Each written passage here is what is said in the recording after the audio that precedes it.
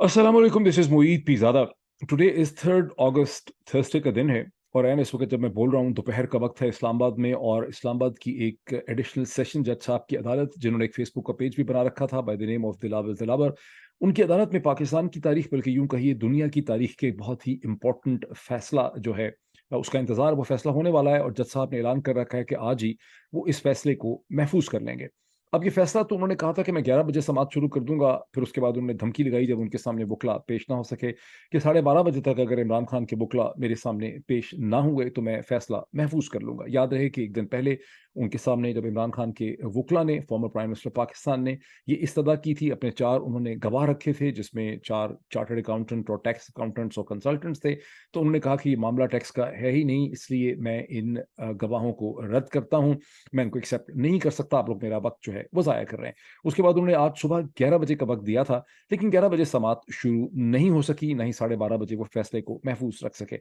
कोई ये तवक्को की जाती है कि अगले चंद घंटों में, 1-2 घंटों में शायद वो अपने फैसले को महफूज़ कर लेंगे। हम इस स्टेज पे कैसे पहुँचे? इतनी डिले कैसे हो गई जबकि जज साहब डिटरमिन्ड थे और ये मशहूर है कि जज साहब के पास फैसला कुछ कुछ सफ़ों का पहले ही लिखा हुआ आ चुका है। उन्होंने महज़ एक कार्रवाई डाल के उसको महफूज़ करना है और ये फैसला हो चुका है कि फॉर्मर प्राइम मिनिस्टर पाकिस्तान को 3 साल की सज़ा हो जाएगी जेल की और उनको 5 साल के लिए उनको डिस्क्वालीफाई कर दिया जाएगा। तो फिर मसला है क्या? फिर हम यहाँ स्टक कैसे हैं? और कुछ लोग ये भी सवाल उठाते हैं कि जब तमाम चीज़ें इसी तरह से करनी है, तो कानून का सहारा लेने की क्या ज़रूरत है? ये ख़ासा दिलचस्प क्वेश्चन है। लेकिन यहाँ तक हम कैसे पहुँचे? यहाँ तक हम ऐसे पहुँचे कि सुबह जब समाअत शुरू हुई तो पहले इमरान खान साहब के वकील जो हैं, वो इस्लामाबाद हाई कोर्ट में पहुँचे, जहाँ honourable chief justice Islamabad high court Aamir Farooq साहब के सामने ख्वाजा हारिस साहब जो है, वो बहस कर रहे थे। वहाँ पे जब बहस लंबी हो गई और chief justice Islamabad high court बहुत अच्छे मूड में थे, किसी जल्दी में नहीं थे, तो ख्वाजा हारिस साहब ने उनसे बारहा ये इस्तदा की कि हज़ूर ऑनरेबल जज साहब मुझे जाने दीजिए एडिशनल सेशन जज साहब के सामने, क्योंकि एडिशनल सेशन जज साहब जो हैं, वो उन्होंने ये कह रखा है कि अगर साढ़े 12 बजे तक हम नहीं उनके सामने पेश होंगे, तो हम इस सुने बगैर ही फैसले को महफूज़ कर लेंगे। उसपे उनको एडिशनल जो इस्लामाबाद हाई कोर्ट के चीफ जस्टिस हैं, वो बहुत अच्छे मूड में थे, खुश स्माइल बताया जाता है कि बहुत मुस्कुरा रहे थे। उन्होंने कहा कि नहीं फ़िक्र ना करें, जब तक आप मेरे पास हैं, किसी किस्म का एडवर्स डिसीज़न जो है, वो नहीं हो सकता। अब ज़हन में रखिए कि 2 ही जज साहिबान ऐसे हैं, जिनकी रिक्यूज़ल के लिए former prime minister Pakistan Imran Khan साहब ने इस्तदा कर रखी है। यानी 2 ऐसे जज साहिबान हैं, जो वीडियो रिकॉर्ड की थी अब से बहुत घंटे पहले इमरान खान साहब ने, तकरीबन 9 मिनट कुछ सेकंड की। उसमें उन्होंने अपने इसी तोशाखाने के केस के हवाले से हायर जुडिशरी से, सुपीरियर जुडिशरी से इंटरवेंशन की उन्होंने रिक्वेस्ट की। उन्होंने कहा कि उनको इंसाफ नहीं मिल रहा, उनको सुना ही नहीं जा रहा, तमाम कानून और आइन के तकाज़े जो हैं, उन्हें बालाए ताक रख के उनके खिलाफ एक फैसला जो है वो किया जा रहा है। उसी वीडियो में उन्होंने कहा कि सिर्फ़ 2 जज साहिबान ऐसे हैं जिन पे मैंने ऑब्जेक्शन की है, मैंने उनको रिक्यूज़ल के लिए कहा है। एक उसमें एडिशनल सेशन जज हैं जनाब हुमायूं दिलावर साहब, जो कि तोशाखाने का ये केस सुन रहे हैं। दूसरे उसमें इस्लामाबाद हाई कोर्ट के चीफ जस्टिस हैं आमिर फारूक साहब। लेकिन मज़े की बात है कि दोनों ही उनके केसेस सुन रहे हैं और बार-बार सुप्रीम कोर्ट जो है, वो जब केस वापस भेजती है, तो वो इस्लामाबाद हाई कोर्ट को वापस भेजती है। एक दिन पहले सुप्रीम कोर्ट के एक बेंच के सामने भी इमरान खान के वकील गए, जहाँ उन्होंने इंटरवेंशन की दरख्वास्त की, लेकिन सुप्रीम कोर्ट का आर्गुमेंट ये था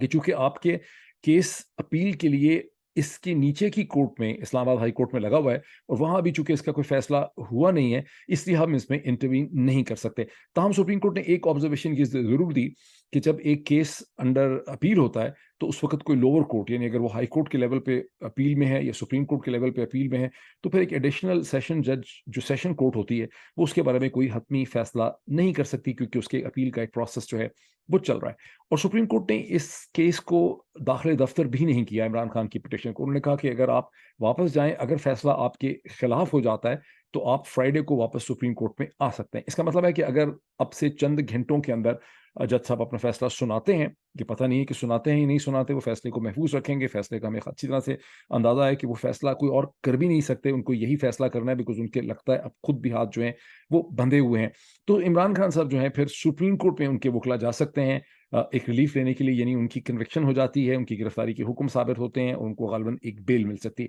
ये लीगली कैसे ये चीज़ सेटल होगी, ये अभी क्लियर नहीं है, लेकिन कुछ इस किस्म की चीज़ यहाँ पे मुमकिन है। अब हम आ जाएँ इसकी डिटेल के ऊपर कि अब तक क्या हुआ, इसके हवाले से बहुत से पॉइंट्स मेरे सामने और वो मैं आपके सामने एक-एक करके रखता हूँ। पहले तो 2 देखिए डेवलपमेंट्स बहुत ही इंटरेस्टिंग हुई हैं। एक तो जब 4 गवाह जो हैं टैक्स अकाउंटेंट्स और कंसल्टेंट्स को पेश किया इमरान खान साहब के वकील ने एक दिन पहले, तो उन्हें रद्द कर दिया जनाब हुमायूं दिलावर साहब ने, और उनका कहना ये था कि ये केस में मैं इनको इसलिए गवाह एक्सेप्ट नहीं कर सकता, आप मेरा वक्त ज़ाया कर रहे हैं, क्योंकि ये टैक्स का केस नहीं है, ये एफपीआर का केस नहीं है, यहाँ कोई टैक्स के एफपीआर के मामलात नहीं है, ये तो तोशाखाने का केस है। अब ये बड़ी अजीब एक्सप्लेनेशन थी उनकी, क्योंकि वो टैक्स अकाउंटेंट वहाँ पे आए हुए क्यों थे? उससे पहले ये समझना ज़रूरी है कि ये केस बेसिकली तौर पे है क्या? ये एक ऐसा केस है जो नेशनल असेंबली के स्पीकर जनाब राजा परवेज़ अशरफ साहब ने 2022 के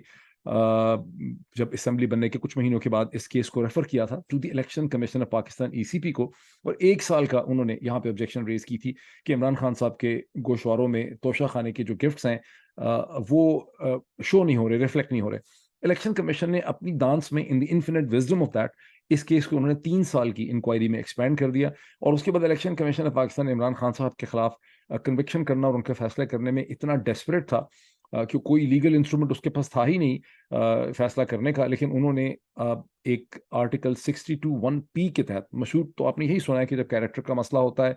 ये कहा जाता है कि कोई मेंबर जो है उसका कैरेक्टर ठीक नहीं है, सादिक अमीन नहीं है, तो 62(1)(f) का फैसला होता है। लेकिन वहाँ इलेक्शन कमीशन ने फैसला बिल्कुल करने का मूड बना चुका था, डेस्परेट था, तो उसको गालिबन ये लीगल एडवाइस मिली कि जनाब आपके पास ये पावर है ही नहीं कि आप 62(1)(f) का ये फैसला कर सकें, ये फैसला तो एक सेशन कोर्ट कर सकता है या अदालत कर सकती है। तो उस पे फिर इलेक्शन कमीशन ने 62(1)(p) के तहत ये फैसला कर दिया, और उसके बाद ये फैसला करने के बाद इस फाइल को लैंड कराया गया टू द एडिशनल सेशन जज साहब, जो कि हुमायूं दिलावर साहब हमारे सामने।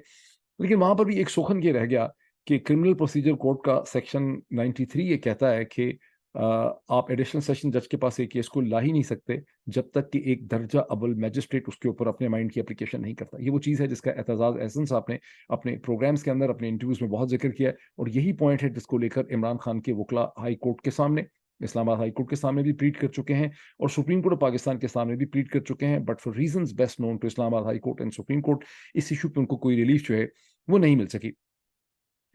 अब इलेक्शन कमीशन तो इतना डेस्परेट था फैसला करने में कि उसने इमरान खान साहब के खिलाफ फैसला कर दिया 62(1)(p) में, लेकिन बैंक के जो डॉक्यूमेंट्स हैं रिकॉर्ड के, जिसकी बेसिस पे फैसला करना था, वो पता चला कि बाद में मंगवाए। अब इसमें जो बड़ी इंटरेस्टिंग चीज़ है वो ये है कि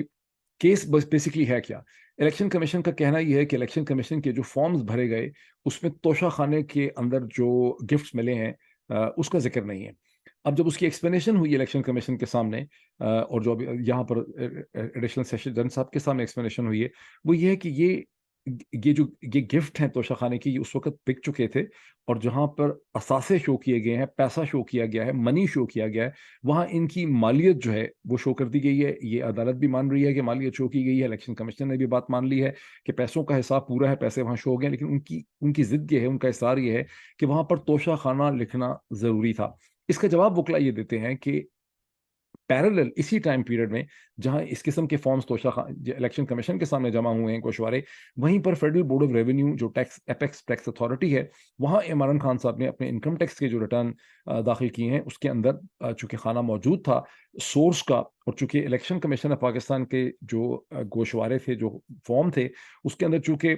सोर्स नहीं था, सोर्स लिखने की ज़रूरत नहीं थी, और फॉर्म जैसा कि आप सब जानते हैं मुख्तलिफ फॉर्म मुख्तलिफ किस्म के होते हैं। वो तमाम लोग जो हर साल टैक्स रिटर्न फाइल करते हैं उनको अच्छी तरह से अंदाजा है कि टैक्स रिटर्न के अंदर कुछ किस्म के फॉर्म्स, कुछ किस्म के खाने होते हैं, कुछ किस्म के नहीं होते हैं, और हर किस्म का अल्लम गल्लम वहाँ पे लिखने की गुंजाइश जो है वो नहीं होती। बहुत सी चीज़ों को आप कंसोलिडेट कर देते हैं, उनको इकट्ठा करके लिखते हैं। सो इलेक्शन कमीशन के अंदर तोशाखाने का लफ्ज़ नहीं लिखा हुआ फॉर्म में, लेकिन फेडरल बोर्ड ऑफ रेवेन्यू के जो टैक्स रिटर्न हैं वहाँ पे तोशाखाने फॉर्म का जिक्र जो है वो मौजूद है। तो फिर झगड़ा है क्या? इस झगड़े को कौन एक्सप्लेन कर सकता था? इसीलिए वो जो 4 गवाहान के नाम दिए गए थे, एक चीज़ क्लैरिफ़ाई कर दूँ, जो मुझे बाद में पता चली है, एक दिन पहले जब मैंने वीलॉग किया तो मैंने कहा कि शायद चौथा जो नाम था वो ब्रिगेडियर वसीम अ ब्रिगेडियर वसीम का पूरा नाम क्या था? वसीम चीमा, राइट। जो उस वक़्त एमएस थे, अब वो ज़ाहिर है ब्रिगेडियर वसीम चीमा नहीं है, वो मेजर जनरल वसीम चीमा है। तो शायद चौथा जो गवाहान में नाम था वो इमरान खान के वुकला ने उनका डाला। लेकिन ये चीज़ मैं अब कन्फर्म कर चुका हूँ कि उनका नाम कभी भी गवाहान में नहीं डाला गया। जो 8 नाम इमरान खान ने एक दिन पहले अप्रूव किए थे गवाह के तौर में, उसमें 3 या 4 टैक्स कंसल्टेंट थे, रऊफ हसन साहब का नाम था, कुछ और नाम थे, लेकिन उसमें वसीम चीमा है उनका नाम नहीं था। ये और बात है कि जो 35 सवालात का जवाब इमरान खान ने भरा, क्वेश्चन आंसर्स, उसमें उन्होंने ब्रिगेडियर वसीम चीमा जो उस वक़्त एमएस थे उनका ज़िक्र किया, और उन्होंने कहा कि मेरे जो तोशाखाने के तोहफ़ थे, उसकी जो खरीदो फ़रोख्त है, उसको जो बेचा है, वो ब्रिगेडियर साहब एमएस करते थे, और एमएस को अगर आप अदालत बुलाना चाहे तो उनको बुला सकती है, लेकिन ऐसा इमरान खान ने कभी उनको अपने गवाहों के अंदर शामिल नहीं किया। तो उस हद तक मेरी बात या बहुत से और लोगों की जो स्पेकुलेशन रही है वो गलत रही है। लेकिन कमिंग बैक टू इट, अब उन्होंने कहा कि हमें ये अकाउंटेंट नहीं चाहिए, जज साहब ने कहा, क्योंकि ये टैक्स का मामला नहीं है। लेकिन अब आपको अच्छी तरह से अंडरस्टैंडिंग हो गई होगी कि इमरान खान का कहना ये था कि चूंकि मेरे जो तोशाखाने या इनकम टैक्स के रिटर्न के फॉर्म्स हैं, ये मेरे टैक्स अकाउंटेंट्स ने भरे हैं, वो आके एक्सप्लेन कर सकते हैं कि किस तरह से उन्होंने किस फॉर्म में क्या भरा है। सो अब बेसिकली हम किस नतीजे पे पहुंचते हैं? हम इस नतीजे पे पहुंचते हैं जो बिल्कुल ब्लैक एंड व्हाइट सिचुएशन है कि तोशाखाने के जो चीज़ें बेची गई, उनके बेचने का जो पूरा अमल और प्रोसेस है, उसकी डिटेल है, और जो पैसे हैं वो फेडरल बोर्ड ऑफ रेवेन्यू के टैक्स रिटर्न्स के अंदर कंप्लीट सोर्स की डिटेल के साथ मेंशन है। सोर्स का चूंकि खाना एग्जिस्ट नहीं करता था इलेक्शन कमीशन के फॉर्म में, वहां लफज तोशा खाना और सोर्स नहीं लिखा हुआ। यही सारा झगड़ा है जिसकी बुनियाद के ऊपर, यानी ये जो अल्फाज का हेर फेर है और जो एक डिस्क्रिपेंसी है, जिसको भूल चूक भी कह सकते हैं, उसकी बेसिस पे former prime minister of Pakistan अब से थोड़ी देर में डिस्क्वालीफाई होने जा रहे हैं। उनकी कन्विक्शन होने लगी है, जिसमें उनको सजा भी हो रही है 3 साल की, और उनकी 5 साल की डिस्क्वालिफिकेशन भी हो रही है, अनलेस कि कोई ऐसा मुआवजा हो जाए जो फिल्मों में होता है, जो हमें होता हुआ यहाँ पे नजर नहीं आ रहा।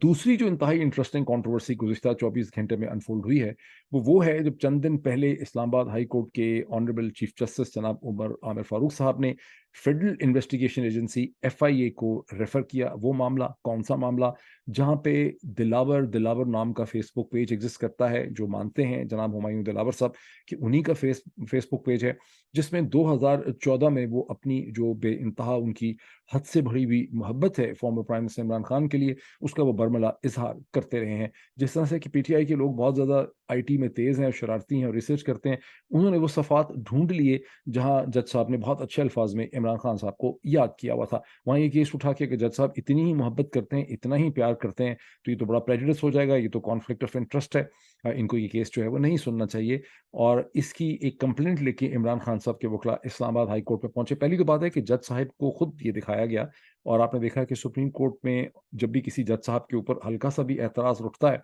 उनको बाकी जज साहिबान कहते भी रहते हैं कि भाई आप रिक्यूज ना करें। जैसे मंसूर अली शाह साहब का केस आपके सामने, तो मंसूर अली शाह साहब ने फिर भी रिक्यूज किया। यहाँ जब जज साहब के सामने ये एविडेंस रखी भी गई कि आपकी 2014 में आपने बेइंतहा मोहब्बत, प्यार और शफकत का इजहार किया था इमरान खान साहब के साथ, एंड अंडर द सर्कमस्टेंसेस चूंकि आप इतनी मोहब्बत उनसे करते हैं, तो आपको रिक्यूज यहाँ से कर लेना चाहिए। तो उन्होंने साफ रिफ्यूज कर दिया, उन्होंने कहा ये पोस्ट मेरी है ही नहीं है, ये तो किसी और ने मेरे फेसबुक के ऊपर डाली है। यानी इंफॉर्मेशन टेक्नोलॉजी की अब उन्होंने ऐसी मैं हड्डियां तोड़ी हैं यहाँ पे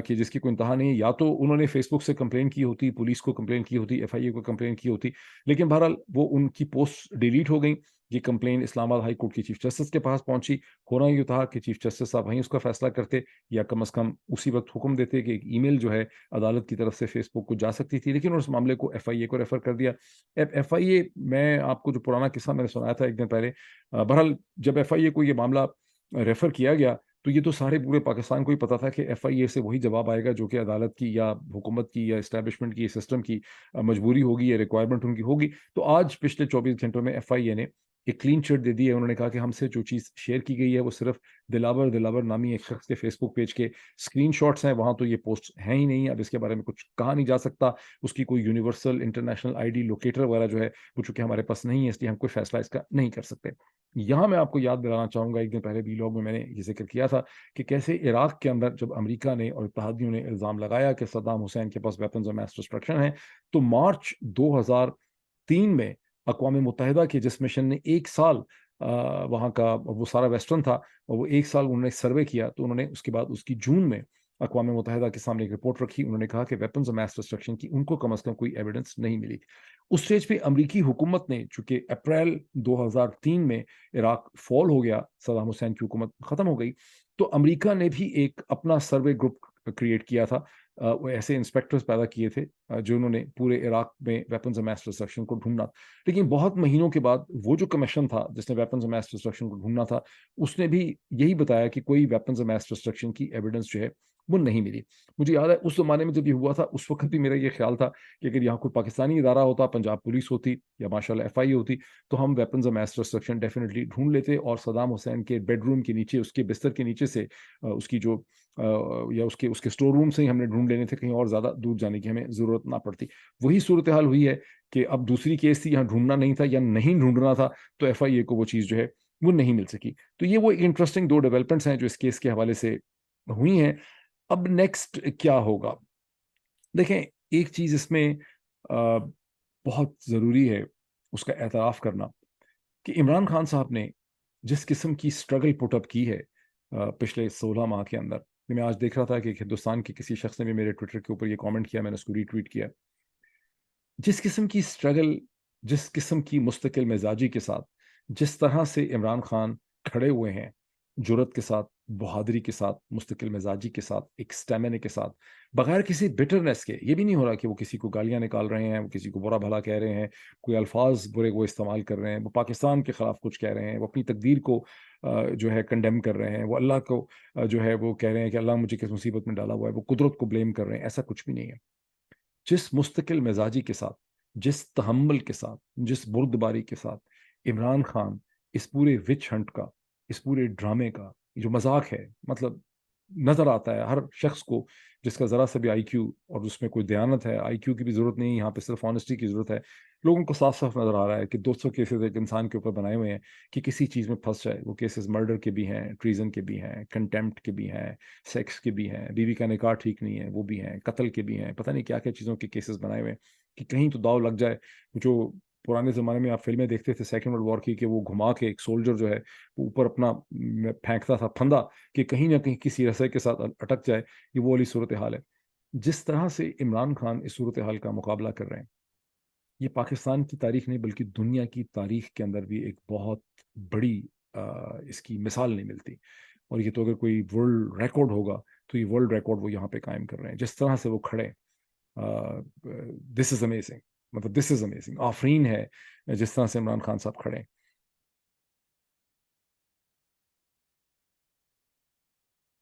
और मेरी फीलिंग ये है, मैंने इसलिए तौक़ुफ़ किया, मेरी फीलिंग ये है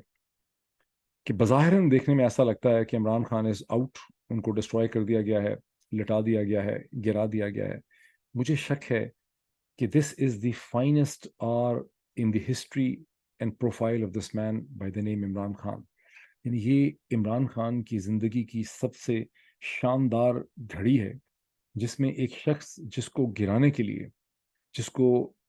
सरेंडर पे मजबूर करने के लिए हर किस्म का हथियार इस्तेमाल किया गया है। वो इंसान खड़ा है और करोड़ों लोग देख रहे हैं कि ये क्या इंसान है, इसमें किस किस्म की जुर्रत है, इसमें किस किस्म की हिम्मत है।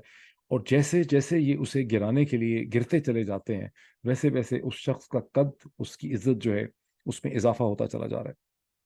इसमें मुझे एक एंगल ये भी नज़र आ रहा है कि ये जो केस जितना बेतुका है, इसके अंदर कुछ नवाज़ शरीफ साहब और उनके शरीफ ख़ानदान की या पीएमएलएन की, ख़ास करके शरीफ ख़ानदान की और उनके जो लॉयलिस्ट हैं, उनकी कुछ इसमें जज़्बाती किस्म की वाबस्तगी भी मुझे नज़र आती है। आपने सुना होगा 2017 के बाद से हमेशा ये कहा गया कि बेटे से तनख्वाह ना लेने के ऊपर, इकामे के ऊपर नवाज़ शरीफ साहब जो हैं उनको डिस्क्वालीफ़ाई कर दिया गया। शरीफ ख़ानदान ने हमेशा ये मेंटेन किया कि इकामे की कोई इम्पोर्टेंस थी नहीं। ये और बात है कि जब आप लॉयर्स के साथ, ये वकीला से बात करते हैं, तो वो आपको बताते हैं कि इकामे की खासी सीरियस इम्प्लीकेशंस थी बिकॉज़ एक प्राइम मिनिस्टर ने इकामा ऐसे ही भूल-चूक में नहीं रखा हुआ था। इकामा एक रेज़िडेंशियल स्टेटस था, उस रेज़िडेंशियल स्टेटस के साथ बहुत सी फाइनेंशियल ट्रांज़ैक्शन अदरवाइज़ जो वो कंपनीज़ कर रही थी, जिसमें उनका एक स्टेटस मेंटेन था, उससे नत्थी थी। बहरहाल आर्गुमेंट ये बनाया गया कि बेटे से तनख्वाह ना लेने के ऊपर उनको सुप्रीम कोर्ट ने डिस्क्वालीफाई कर दिया। और उसके बाद पीएमएलएन के जितने रैंक एंड फाइल है, उन्होंने ये बिलीव कर लिया कि उनके साथ बहुत ज़ुल्म हुआ, बहुत बड़ी उनके साथ ज़्यादती हुई, हालाँकि केस में कुछ नहीं था। तो नवाज़ शरीफ साहब की ज़िद है कि इमरान खान साहब को भी उसी तरह से, खा केस कितना ही अजीबो-गरीब क्यों ना हो, उसी तरह से जिस तरह से मुझे करप्शन के चार्जेस पे डिस्क्वालीफाई किया गया, उसी तरह से इमरान खान को करप्शन के चार्जेस पे डिस्क्वालीफाई किया जाए, चाहे उसके बाद वो अपीलें करता फिरे, फिरता फिरे, दुनिया को कहता रहे कि ये केस गलत है, लेकिन उसको डिस्क्वालीफाई कर दें और उसके बाद देखी जाएगी। तलाल चौधरी साहब और दानियाल अज़ीज़ साहब, दोनों की जो 5 साल की सुप्रीम कोर्ट ने उनके इलेक्शन लड़ने की जो एबिलिटी थी उस पे ऊपर एक कदगन लगाई हुई थी, आज दोनों की वो कदगन जो है वो ख़त्म हो गई है। तो तलाल साहब ने उस हवाले से एक बड़ा इंटरेस्टिंग बयान दिया। उन्होंने कहा कि उनसे जब पूछा गया कि इलेक्शन कब होंगे, उसकी खुशी मना रहे थे कि मेरे से अब पाबंदी ख़त्म हो गई है। लेकिन जब उनसे पूछा गया कि इलेक्शन कब होंगे, तो तलाल चौधरी साहब का ये कहना था कि इलेक्शन जो है वो उस वक़्त होंगे जब नवाज़ शरीफ साहब जहाज़ में लंदन से पाकिस्तान आने के लिए बैठ चुके होंगे। और फिर उन्होंने अदालत को, सुप्रीम कोर्ट को, अदालतों को बहुत ब्लेम किया कि उनकी वजह से अभी तक नवाज़ शरीफ साहब जो हैं उनका केस जो है वो ख़त्म नहीं हुआ। सो इस स्टेज पे क्या लगता है हमें? इस स्टेज पे हमें बज़ाहिर ये लगता है कि इलेक्शन करवाने के लिए राह हमवार की गई है। 9 मई के हवाले से मैंने कई दफ़ा कहा कि वो इलेक्शन को करवाने का एक तरीका था। लेकिन साथ ही शहबाज शरीफ साहब ने गुज़िश्ता 24 घंटे में सेंसस 2023 के हवाले से जो कहा है कि इलेक्शन उसके ऊपर ही होंगे, उससे एक बार फिर ये शकूक पैदा हो गए हैं कि शायद अभी भी ये पीडीएम की हुकूमत और एस्टेब्लिशमेंट ये देख रहे हैं कि इमरान खान की कन्विक्शन करवाने के बाद क्या सूरत हाल रहती है। अगर इनको लगेगा कि कन्विक्शन के बाद भी सियासी सूरत हाल इनके कंट्रोल में नहीं आती, तो फिर शायद इलेक्शन नवंबर 2023 में भी ना हो सकें और फिर वो इलेक्शन खींचे जाएंगे कम अज़ come till the March and April 2024। ज़हन में रहे कि हिंदुस्तान में मई 2024 में आम इंतखाबात होने हैं और वहाँ पे वो आम इंतखाबात के लिए हिंदू मुस्लिम टेंशन पैदा कर रहे हैं। शायद उनको कोई लिमिटेड वॉर भी चाहिए हो, जैसे कि मैंने एक आपको खबर सुनाई थी, जिसकी बहुत तफसीलात मैं फिर किसी और वीडियो में आपसे शेयर करूँगा। लेकिन वो भी एक टेंशन का माहौल बनाना चाहते हैं उस इलेक्शन से पहले। पाकिस्तान में क्या फ़ैसला है, अभी हम ठीक तरह से क्लियर नहीं है।